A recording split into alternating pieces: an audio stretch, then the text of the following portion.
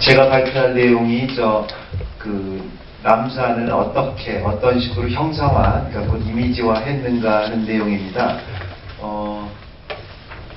좀 더 꺼주셔도 되겠어요.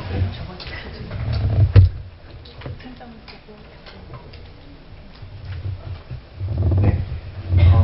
이미지가 좀 많습니다. 그래서 좀 계속 보면서 하겠습니다. 좀 작아서 좀 죄송한데, 이게 1929년에 촬영한 서울입니다. 보시면 아시겠지만, 저쪽이 북악산이 보이고, 여기가 남산이 보이고, 여기가 조선 신궁이 모습이 보입니다. 지금도 이게 이 사진이 전시되어 있습니다. 서울 역사박물관 들어가면요, 입구의 바로 오른쪽에 있습니다. 이게 1929년의 모습이고, 2009년, 딱 80년 후에 찍었더니 이렇게 변했습니다.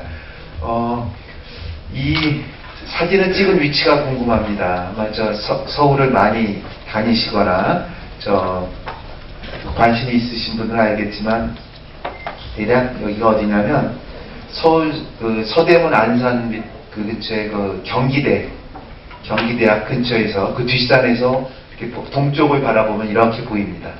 그러니까 서울이라는 곳이 바로 이 백악이라고 하는 북악산에서 경복궁 아래로 해서 요 안쪽입니다. 자, 이 서울을 그린 그림들은 여러 가지가 있겠습니다만 제일 대표적인 것은 보시는 대로 서울 지도가 되겠습니다.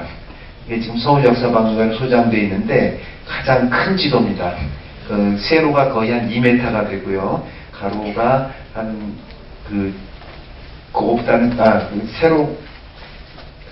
세로가 2m 가깝고 가로가 좀 2m보다 큽니다. 그리고 워낙 많이 써가지고 가운데가 또 이렇게 좀 접혀 있는 그런 모습으로 되어 있습니다. 근데 대개 보면은 이렇게 당연히 북쪽이 위고, 여기 경복궁이고, 위쪽에서 북악산에서 이 아래쪽이 남쪽으로 되어 있는데, 그것과 이제 반대되는 그 모습도 보입니다. 뭐냐면, 이거 같은 경우는, 이쪽이 경복궁 쪽이고, 요쪽이 남산입니다.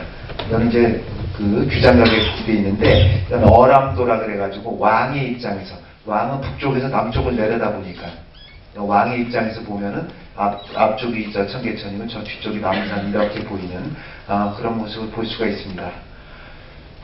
근데 이제 제일 좀 흔한 것이 바로 이렇게 보이는 판화로 된 조선 시내 지도, 서울 시내 지도입니다. 그러니까 여기 보시다시피 경복궁이 있고, 여기에 광교 있죠. 종로 2가 쪽에 종각이 여기 있고, 이쪽이 이제 창덕궁, 동벌이 되겠죠. 왜 그러냐면 여기 경복궁은 임진왜란때 다 타버려가지고 거의 이제 남아있지 않은 모습이고, 이게 한강이 되어 있고, 요 언저리가 이제 남산이 되겠습니다. 이런 그림들이 이제 거의 대부분이고, 한데 사실 지도로 보게 되면은 김정호의 지금 대동여지도입니다. 여기 조금 더 확대해서 보게 되면은 이렇게 보이죠? 우리가 아는 삼각산, 이게 사실 주산이 되고, 요 위가 이제 북악이 진산이 되고, 이 안쪽이 내사산이 되고, 또 외사산이 되는데, 그 구조가 이렇습니다. 당연히 더 관심이 있으셔서 아시리라고 생각합니다만, 내사산은 백악, 그러니까 북악산하고, 인왕산, 낙산, 남산, 이렇게 동서남북으로 되어 있고, 외사산은 북한산, 아차산, 덕양산, 지금 행주산성 근처, 하고 관악산까지 해서 넓게 이렇게 자리 잡고 있는 모습이 보입니다. 이것이야말로 정말 서울이 굉장히 풍수적으로나 인문지리적으로나 굉장히 좀 축복받았다는 것을 알 수가 있는데, 서울의 지세에 대해서는 너무 작아서 안 보입니다만, 고려사하고 동국여지 승남 등등에 나온 서울을 쭉 찬양해 놓은 내용입니다. 보시다시피 좀 더 보겠습니다. 이제 북한산으로 해가지고 이 주맥이 북악산으로 해서 이런 식으로 해서 이 옛 서울의 한성 도심을 갖다 감싸고 있는 모습이 보이죠. 이게 이제 좀 더 인문적으로 그렸다고 할까요? 한강이 이렇게 돌아가고, 요게 여의도입니다, 사실. 그리고 이게 서울의 시내가 모습이 보이고, 좀 더 확대하겠습니다. 이런 식으로. 조금 더 인간적이죠. 조금 좀 만화같이 좀 그리기도 하는 것 같은데, 그 삼각산이 보이고 북악산이 보이고 응봉 이렇게 저 청계천 이렇게 흘러가는 모습입니다. 대개 이제 서울을 어떤 식으로 형상화했는가에 대해서 잠시 이제 먼저 개략을 보여주기 위해서 여러 가지를 봤습니다. 근데 오늘 보려고 하는 거는 그것을 정말 지도가 아닌 그걸 어떻게 인식을 했는가의 문제입니다. 좀 뭐랄까 좀 자연과학적인 면이 아니라 인문학적인 면에서 또 정감적인 면에서 어떻게 화가로서 인식을 했는가. 거기에 대해서 누가 뭐라 그래도 겸재정선이 가장 많은 작품을 그렸고 가장 이상적으로 형상화했습니다. 여기에 이제 장안연우라 그래가지고 새벽녘에 이슬비가 싹 내린 다음에 깨끗한 그 도시의 모습입니다. 정선이 이제 65세 때의 그림인데 보시다시피 남산이 있고 요게 이제 남산 위에 저소나무 할 때가 바로 요거라고 추측을 합니다. 6.25 전까지는 있었다고 합니다. 그래서 남산 그릴 때 보면 그 약간 볼록하게 튀어나온 모습이 보이는데 바로 저런 겁니다. 여기가 이제 요쪽이 이제 옥인동 지금의 그쪽이고 이쪽이 이제 경복궁 쪽이 되겠고 저쪽이 이제 가려 있는 데가 정말 서울의 중심가가 되겠죠. 종로이라는 그 안개에 쭉 쌓여 있습니다. 그 정확한 위치는 아마도 이 그림을 그려서 정확한 위치는 경복궁 뒤에 여기 육산궁이라고 하는, 육산궁이 어디냐면 칠궁이라고 하는 데입니다. 거기가 세검정 넘어가는 그쪽에 있는데 누구냐면 영조의 어머니, 그러니까 무수리도 못 되는, 그러니까 뭐냐면 아들은 왕이 됐는데, 그러니까 자식은 왕이 됐는데 어머니가 왕비가 되지 못한 분들 7명이 그쪽에 있습니다. 그러니까 영춘왕의 어머니인 엄비도 있고 장희빈도 거기 있고, 근데 아마 그쪽에서 바라볼 시각이 아닌가 생각을 합니다. 그쪽에서 바라보게 되면 경복궁을 살짝 옆으로 지나가지고 이쪽 인왕산자라고 해가지고 서울 시내를 그대로 보고 남산까지 보이는 그 각도가 아닐까 생각을 합니다. 근데 바로 바로 비슷한 각도죠. 바로 거기는 아니고 여기 바로 요 약간 옆에서 틀어서 보게 되면은 요렇게 저쪽에 이제 남산이 보이고 여기가 바로 피룬대입니다. 그래 여기 동대라고도 하는 피룬대인데 거기서 그 친구들끼리 모여가지고 시회 같은 걸 하면서 이렇게 시내를 내려다보고 있는 모습입니다. 여기가 워낙 시내를 조망하기가 좋아가지고 시인들이라든가 묵객들이 가서 시를 같이 짓고 모임을 하던 아주 유명한 장소입니다. 그 꽃피는 봄날에 아주 정답게 모여있는 모습들이 보이죠.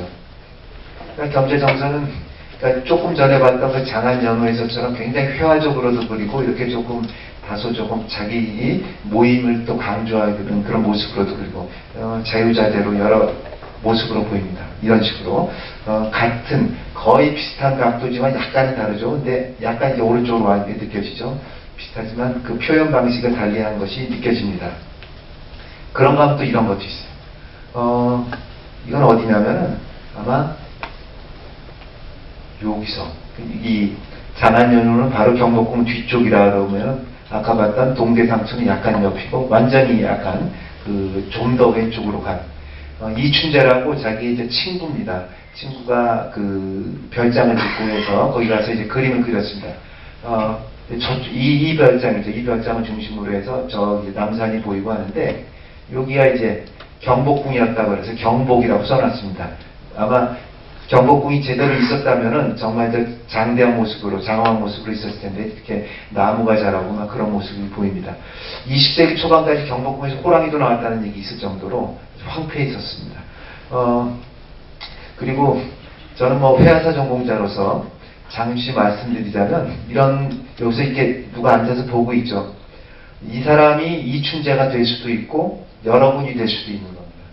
그러니까 동양화에서 그림에 누가 나오면 가령 여기서 남산을 바라보고 있는 모습으로, 이쪽을 바라보고 있는 모습으로 되어 있는데, 이 사람이 남산 쪽을 바라보고 있구나 하는 거를 우리가 보기도 하는 거지만, 또 한편으로는 이 사람의 입장이 돼서 바라보라는 것도 됩니다. 그러니까 시선이 여러 가지로 겹치게 되어 있는 겁니다. 그러니까 서양화처럼 이렇게 액자식 화면으로 이런 식으로 되어 있는 것이 아니고, 그 안에 자기가 감정을 넣기도 하고, 거기에 나온 그림 속에 인물이 돼서 들어가기도 하는 그게 이제 동양화의 회화 방식입니다. 보시는 대로 여기저기 그 좀 진한 먹으로 그림과 동시에 이런 그 주로 뼈대가 될 수 있는 그런 곳을 진하게 그리고 안쪽으로 은은하게 해서 그 시선을 좀 집중시키게도 하는 그런 방식을 쓰고 있습니다. 자, 그 말씀드린 대로 바로 저쪽입니다. 거의 비슷하지만 그 회화적인 표현과 기법과 자기의 느낌을 달리해서 완전히 다른 그림 것처럼 이렇게 보입니다. 근데 정말 가서 보면은요, 남산이 여기서 보면은 이렇게 보이고, 약간 옆에서 보면 이렇게 보이고, 좀 더 틀리면 이렇게 보입니다. 혹시 인왕산이라든 가실 때 있으면 한번 비교를 해보시면 고맙겠습니다. 정선에 대해서는 뭐 여러 가지 얘기가 많습니다. 조선 최고의 화가 중에 한 명이다. 만경, 정선, 김홍도 그런 식으로 꼽기도 하고, 그 다음에 진경산수의 창시자라고도 하기도 합니다만, 글쎄 창시자라기보다는 아마 창시의 진경산수의 의미를 어떻게 두느냐에 따라서 왔다 갔다 하겠지만은, 한마디로 요즘에는 좀 진경산수의 집대성자가 아니냐. 왜냐면은 그 이전부터도 계속해서 우리나라 산천을 그려왔던 전통은 있습니다. 예를 들자면 고려시대에 그 중국에서 온 사신들이 우리나라에 와가지고 꼭 그림을 요구했어요. 요구라는 게 당장 달래는 게 아니고 그런 그림을 그려줬으면 좋겠다고 부탁을 했던 게 바로 금강산도입니다. 그러니까 금강산도도 그려주면서 그런 기록들이 계속 쭉 나오고 있고, 또 조선 초기 중기에도 그런 류의 그림들을 그렸다는 것을 볼 때 진경산수라는 것을 창시했다기보다는 아마 제일 완결판을 만든 분이 아닐까 그렇게 생각을 합니다. 이분이 아마 본인의 모습으로 생각을 합니다.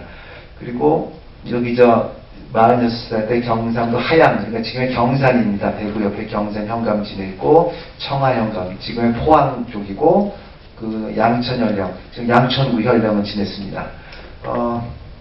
굳이 벼슬 이름 말씀드린 건 다름이 아니라 여기저기 가면서 그 경제의 회화 세계가 계속 변하고 굉장히 다양한 작품들을 많이 남겨서 굳이 그 벼슬을 이름으로 말씀드렸습니다.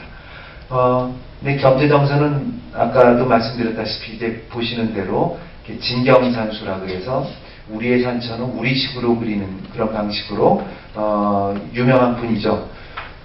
이게 이제 그 유명한 리움에 있는 금강전도고, 또 하나 둘 다 국보죠. 이게 이제 인왕제색도, 인왕산의 이제 새벽녘에 그 정말 폭우 같은 게 확 내린 다음에 안개가 싹 개일 때의 모습, 정말 그럴 때가 있습니다. 보면 이런 데가 있는 게 이런 게서 다 이렇게 안개들이 싹 사라지고 있는 그런 모습들이 보이죠. 이게 이제 75살 때입니다.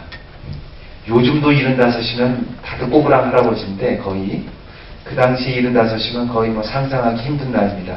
환갑만 넘어도 대단한 일이었는데, 그러니까 우리가 흔히 노필이다 어쩌고 그런 얘기하는데 그런 말은 쉽게 쓸 게 아닙니다. 저런 노인이 돼서도 정말 정력을 기울여서 하면은 저런 그림이 나올 수도 있는 겁니다. 방금 두 개는 그 인왕제색도 같은 경우는 당연히 이제 서울 옥인동 쪽 서울에다 본 것이 되겠지만, 자, 왼쪽은 강원도 고성 쪽에 그 금강산 가는 길입니다. 그러니까 여기 동해 바다가 넘실 보이고 이렇게 지나가고, 그쪽에 이제 바위들이 이렇게 생겼죠. 그리고 또 유명한 또 박연폭포입니다. 이렇게 그 어마어마한 그 검은색을 많이 써서 굉장히 흑과 백을 이렇게 대비시키는 방식을 썼습니다.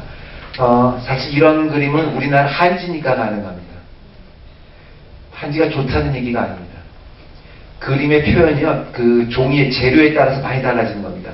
중국 그림들이 이렇게 굉장히 속도감이 빠르고 굉장히 리듬감이 있는 거는 우리가 흔히들 말하는 화선지를 써서 그렇습니다.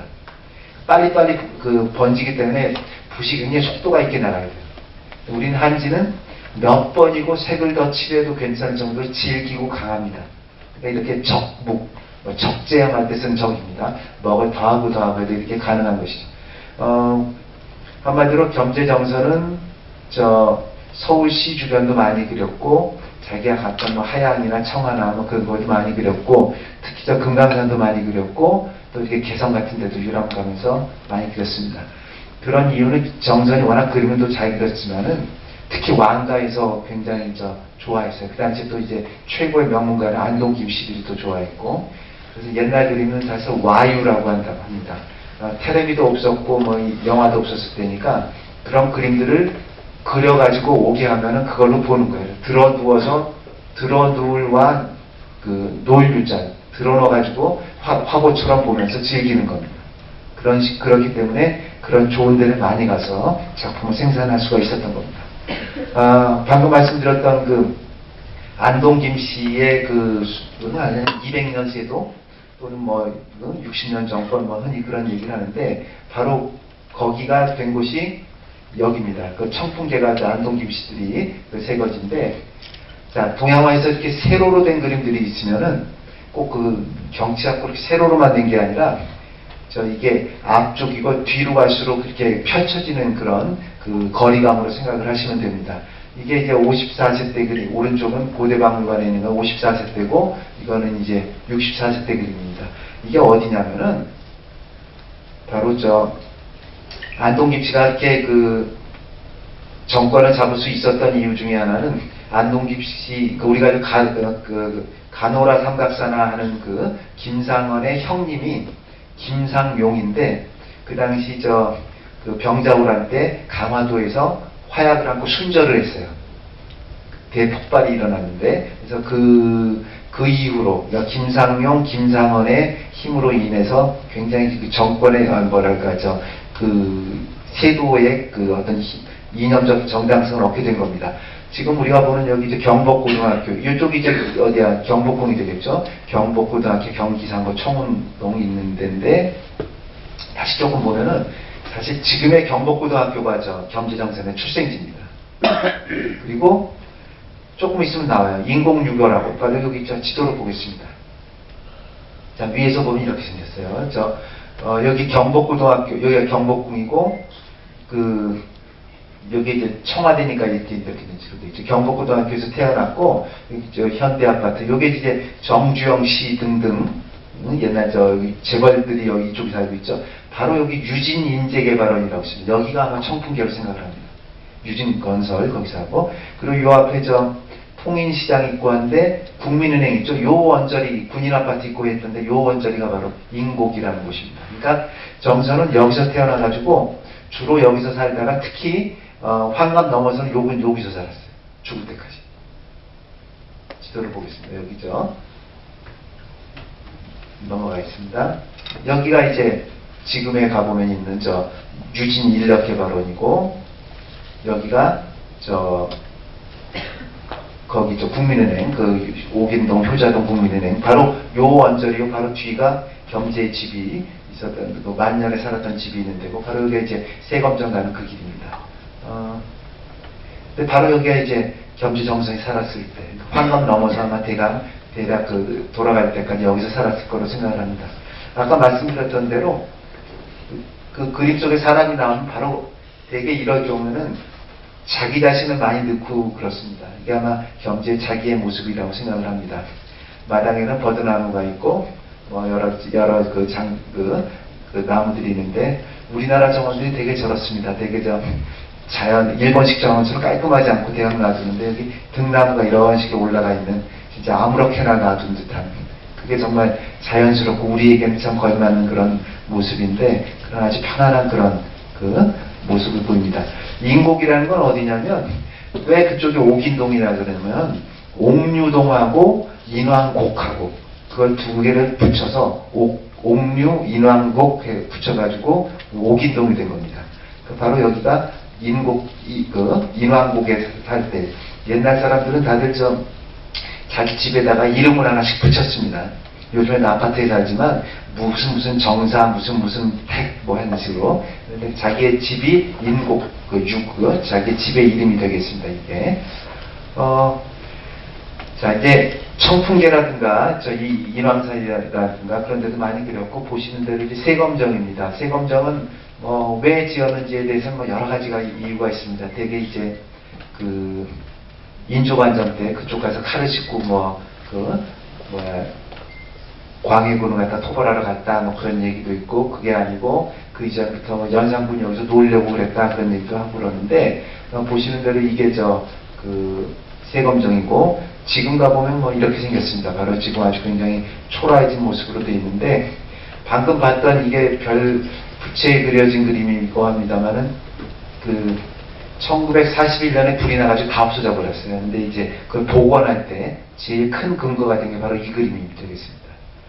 그러니까 정선 같은 분이 이렇게 여기저기 다니면서 많이 그림 그리는 것이 참 덕이 될 때가 있구나 하는 생각을 합니다. 여기가 홍화문입니다. 동소문이라고도 하고 지금 해화문이라고도 하고, 그러니까 지금 여기가 그 해화동 로타리에서 한성대 입구 삼성교 쪽으로 넘어가는데 이렇게 문이 있었던 겁니다. 근데 그럼 바로 이쪽이 이제 대학로가 되는 거죠. 근데 지금 여기 임진왜란 때 불에 탄 다음에 그 위에 그걸 안 만들었어요. 그 문로도 안 만들었는데, 그림 양식으로 볼 때는 아마 이건 70대 넘어서 정선이 이런 식으로 그립니다. 정선은 초기에는 진경사주 같은 경우 그릴 때 굉장히 사실적으로 그리다가 60대, 70대 넘어가서는 굉장히 추상적으로 넘어가는데, 이 그림은 굉장히 나중에 그렸을 거라고 생각을 하는데, 이거 그 당시에는 벌써 여기다 물루를 만들었단 말이에요. 영조대왕이. 아마 나중에 나이 먹어서 그렸지만 일부러 그 물루를 뺀 거 아닌가 라는 생각을 합니다. 지금 요즘 가보면은 여기 바로 여기죠. 지금 동성고등학교가 있고 뒤에 그 수녀원 그 수도원이 있고, 이 고개입니다. 이 고개. 지금 안 보이는데 바로 이쪽이에요. 저쪽 삼성교 쪽에서 보면 이렇게 돼 있습니다. 삼성교 쪽에서, 그러니까 그 한성대교 쪽에서 보면 여기 지금 원래는 이 위에 그 해화문 동소문이 여기 있었어야 되는데 지금 옆으로 복원을 억지로 해놓은 모습이 보입니다. 그런가 하면 여기가 광나루, 광진입니다. 그러니까 임금이 볼 때 좌도, 그러니까 임금이 앉아서 볼 때는 북쪽에서 앉아서 보니까 왼쪽이죠. 경상도 또 강원도 쪽 물건들이 다 올라오는 나루터가 바로 광나루입니다. 지금 보게 되면 이렇게 지금 워커힐이 있고, 그 당시에도 굉장히 좋은 별장으로도 유명했다고 합니다. 그래서 아주 그 세도 있는 집안들의 그 별장들이 이렇게 쭉 있는데, 지금도 뭐 워커힐 아파트, 예전에 요즘에야 좀 강남에 많이 떴습니다만은, 제가 하여튼 예전에는 정말 우리나라 최고 제일 비싼 아파트 중에 하나가 바로 워커힐 아파트로 알고 있습니다. 바로 여기 이게 광진 광나루고요. 넘어가겠습니다. 이게 송파나루고, 이게 위가 이게 지금 남한산성입니다.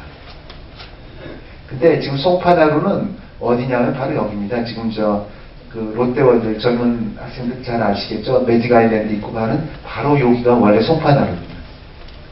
왜 그랬냐면, 원래 한강의 본류가 이렇게 흘러가고 있었는데, 저 위 세 강을 넓히고 이쪽을 메꿔버렸어요. 그래서 원래는 석촌호수 호수가 아니고, 이게 원래 한강의 본류입니다. 그래서 진짜 따지면 바로 여기가 송파나루입니다. 아까 요쪽에서 바라본 모습이 아까 봤던 그 남한산성의 모습이고 그렇습니다. 그 유명한 압구정입니다. 한명회에 그 벼슬 내려놓고 내려가서 살았다는, 그렇지만 또 방향이 또 경복궁을 또 그쪽 왕 쪽을 바라보는 각도가 돼가지고 더 비웃음을 샀다는 바로 그 한명회의 압구정인데, 여기는 대략 지금의 옛 압구정, 근데 현대아파트 11동이라고 합니다. 지금 누가 계산해봐도. 혹시 근처에 사시는 분 한번 가보시면 재밌겠습니다. 근데 이 압구정인데, 아마 여기서 배를 타고 이쪽에서 이렇게 아마 바라본 거, 성수대교 이쪽에서 내려오면서 바라본 모습이 아마 이런 모습이라고 생각을 합니다. 건너편에서 지금 이렇게 지금 상막해를 보이는데, 아마 이 언저리, 요 언저리, 압구정 현대아파트 요 언저리가 아닐까 이렇게 생각을 합니다. 그리고 선유봉이 있습니다. 선유봉은 어디냐면, 지금 양화대교 옆에 선유도 있고 그렇죠. 바로 거기입니다. 여기 옛날에는 여기 성산대교 막 넘어가가지고 여기 선유봉이라고 큰 그 터가 있었습니다. 근데 이제 옛날 88도로 만들면서 그냥 싹 밀어버렸습니다. 그런 게 굉장히 많습니다. 양천 그쪽에 양천 허씨들 있는 공암이라고 그쪽도 다 없애버리고 그랬는데 바로 거기고, 또 그쪽에 봄철이면은 행호, 그러니까 여기가 이제 호수처럼 넓다 그래서, 그 한강에는 몇 개의 호자 들어간 데가 있습니다. 동호대교가 있고 서호가 있고 또 이쪽은 행호입니다. 행주산성 가깝다 그래서 행호라고도 얘기를 하고 또 뭐 다른 이유도 얘기를 합니다만, 거기 봄철에 가면은 웅어하고 또 저 황복 그렇게 이 좋다고 합니다. 지금도 이제 황복들은 임진강 그쪽에서 많이 나고 하는데 이겁니다. 거기서 그 고기 잡는 모습입니다. 지금 뭐 안보적인 이유로 여기 무슨 보를 만들어 가지고 이렇게 많이 줄었다고 얘기를 하는데 바로 여기입니다. 행주대교 바로 요 원전이고 그 방금 행어에서 낚시하던 데가 바로 여기입니다. 다른 데도 좀 너무 많이 둘러봤습니다. 이제 본격적인 의미에서 이제 그 남산을 그린, 경제가 남산을 그린 걸 좀 보겠습니다. 여기 인왕산에서 가면은 선바위라고 있습니다. 여기가 서울의 창건 설화하고도 연결되는 유명한 곳인데, 거기서 선바위 뒤에서 저 남산을 바라보면 이렇게 보입니다. 여기가 정말 서울시내 한복판이 되겠죠. 자, 목멱조던, 목멱이라는 건 순 우리말이고 마 이렇게 동시에 빨갛게 떠오르는 모습입니다. 정선으로 보면 굉장히 신기했었을 것 같습니다. 남산은 그저 남쪽에만 있는 줄 알았더니 동쪽에 있는 남산 하면서 바로 여기입니다. 그러니까 보시는 대로 여기 가양동, 옛 양천연화, 지금 양천구가 바로 여기죠. 근데 지금 정확히 따르면 강서구에 있습니다. 근데 여기서 이렇게 바라보면은 남산이 이렇게 보이는 모습이 나타나는 모습이 보입니다. 그리고 이게 이제 아마도 도연명, 우리가 아는 귀걸이사를 쓴 그 도연명이 음주라는 시를 썼습니다. 술을 워낙 좋아했어요. 그 중에 5번째 시가 제일 유명합니다. 독리체국화 유연견 남산. 여기 이제 동쪽 울타리에서 그 국화를 꽂고, 도연명이 워낙 국화를 좋아했어요. 꽂고 난 다음에 유연이, 물끄러미, 별로 크게 억지로 이렇게 뭘 관찰하려는 게 아니라 물끄러미 이렇게 저 남산을 바라본다. 뭐 개가 섞였습니다. 아마 이게 이제 위진남북조 시대가 워낙 혼란하고 사람들이 그때 신선 사상이 많이 빠지고 그러면 청담 사상 등등의 사람들이 몰입하기도 하면서 세상을 좀 잊고자 하는 풍조가 많았습니다. 그래서 그 당시에 은일했던 인물들이 여러 명이 있는데, 그 중에서도 이제 말씀드렸던 도연명이 제일 유명한 분 중에 한 분이죠. 아마 여기 앉아있는 이런 모습이 아마 비록 중국 사람 같이 보이지만 아마 경제정선이 자기의 모습을 가탁한 게 아닌가 그런 생각을 합니다. 이것도 역시 마찬가지로 아까 말씀드린 대로, 그리고 이렇게 생긴 정말 남산이 이렇게 뿌옇게 이렇게 보이기도 하거든요. 그리고 같이 여러 개를 보게 되면은 남산을 그린 작품은 보면 아까 봤던 장안여우 그리고 장동춘색, 장동인데 여기 그래서 안동김씨를 보고 장동김씨라고도 해요. 왜냐하면 이 청풍기에 있고 이쪽이 바로 장동이라고 부르거든요. 장동춘색이고, 요것도 아까 봤던 이춘재의 별장에서 바라본 모습이고, 그리고 양천구에서 바라본 양천영담 시절에 바라본 남산의 모습이고, 또 그런가 하면 이 세상 모든 걸 다 잊고 싶고 물끄러미니까 집 주변에 난 울타리에서 국화꽃 하나 꺾고 물끄러미 저 산을 바라보면서 모든 걸 잊고 싶은 자기 모습까지 표현하는데 남산이 또 연결이 됐습니다. 이거 마지막으로 한 개만 더 보겠습니다. 이거 서울 시내를 볼 수 있는 포인트가 여러 개 중에 하나가 정독도 조항 그쪽에 또 하나가 있고, 또 하나가 낙산공원입니다.